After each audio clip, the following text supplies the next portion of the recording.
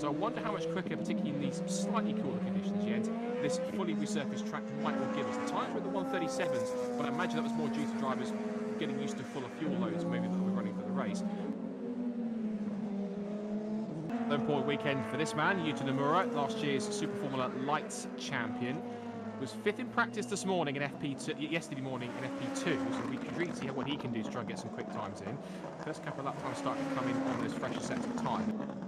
So at the moment, Tsuboi quicker than Iwasa, so maybe Toyota have found something. Tom's in fact particularly. Show Tsuboi, of course, 2024 champion. We'll see if he can get one better. Oh, Makino! Tatsuki Makino, we talk about that's it. Having to be performing under pressure, and he will not get a lap, which means he will not go through to Q2. Iwasa beats that comfortably.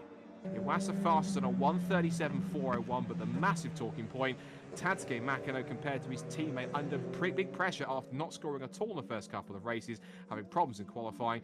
It's just one thing after another for the Dandelion driver, isn't it?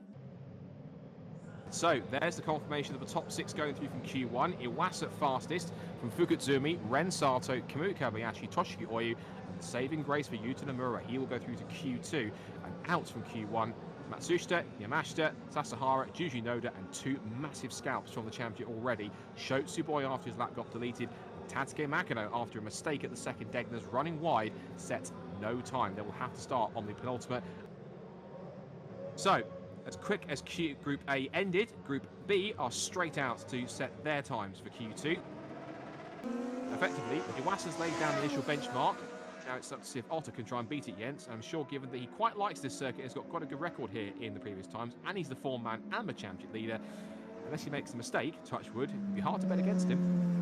Here comes Luke Browning. What can he do? Can he go to the top 6? He can. P6, good effort from him, but I feel he might get shuffled out by this man, Takuma Shinoda. Through the right and through, he's up in sectors 1 and 3. He'll shoot it towards the line, hunt the inside line to the shortest possible, runs the checkered flag, goes across the line and punches in a 1:37.467. He goes fastest and pushes Luke Browning out of the drop zone as the Shun Koide with an excellent lap, going to 5th fastest. As we see the results here, Kakuno Shinoda, of course, just like free practice, he leads the charge in Group B, followed by Tomoki Nojiri, very close between them. Senna Sakaguchi, the last Toyota man, on pole position, followed by Igor Fraga. Shun Koide, once again strong here at Suzuka, and then Zach O'Sullivan with a very, very impressive time to make it into Q2 for the second time this year. And the big upset, Sasha Fenestras missing out. Barely missing out, we have to say. Definitely a blessing for this team. Let's see what he can do, because we are with only 1 minute and 20 seconds as the push laps are starting now to see who is going to get pole position here at Suzuka. As they make their way up the hill through the Dunlop curve, through up towards Degner's now, on this push lap for the man who is pretty much the Suzuka specialist in the last few years. Well, that was a little wide. That was very close to the going all 4 wheels over the white line on the exit, the second Degner's. Nigiri, meanwhile, 1:37.137. Great time for Nigiri. Is he about to pick up another pole position? Nomura comes across the line and does a 1:37.6. What about Iwasa, though? Iwasa goes across 1:37.119. He's done it. He's beaten his teammate. As though this man took the title here last year at the last race of the season.